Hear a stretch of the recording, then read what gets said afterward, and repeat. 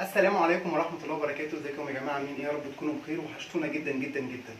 النهارده جاي لكم بحاجة كده خفيفة سريعة، طلبت مني كتير وكمان ولادنا بيحبوها جدا جدا جدا. طب يا ترى ايه هي؟ بطاطس شيبسي. هو احنا ينفع نعمل بطاطس شيبسي في البيت؟ طبعا ينفع نعمل بطاطس شيبسي في البيت. طب هل هتكون زي اللي احنا بنجيبه من بره؟ طبعا زي اللي بنجيبه من بره ويمكن احلى كمان. طيب معانا ايه النهارده؟ معانا بطاطس مقطعينها بطريقة الشيبسي زي كده، تمام؟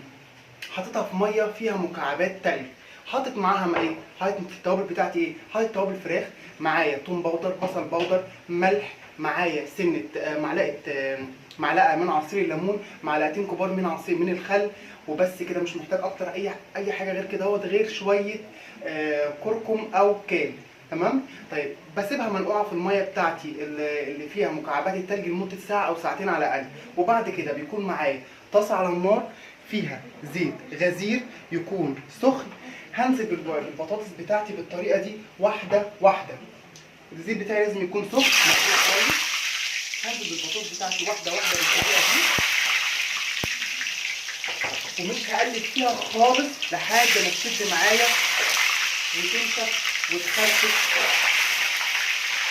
طبعا اعذروني على الصوت لان الزيت بتاعنا سخن جدا.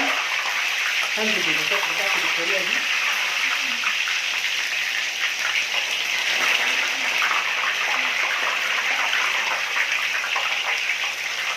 وبعد ما انتج الكميه بتاعتي اللي انا محتاجها من البطاطس، انا مش هحط البطاطس في الوك بتاعي عشان ما تلزقش في بعضها.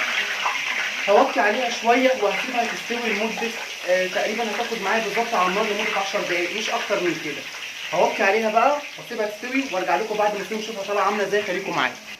ورجعنا تاني يا جماعه كده. البطاطس بتاعتي اهي استوت ونشفت وبقت فظيعه، وبقى في ثواني عندنا ولا اروع طريقه بطاطس شيبسي ممكن نعملها، وبالظبط زي اللي بره. طبعا سامعين صوت الخرفشه؟ تمام اهي.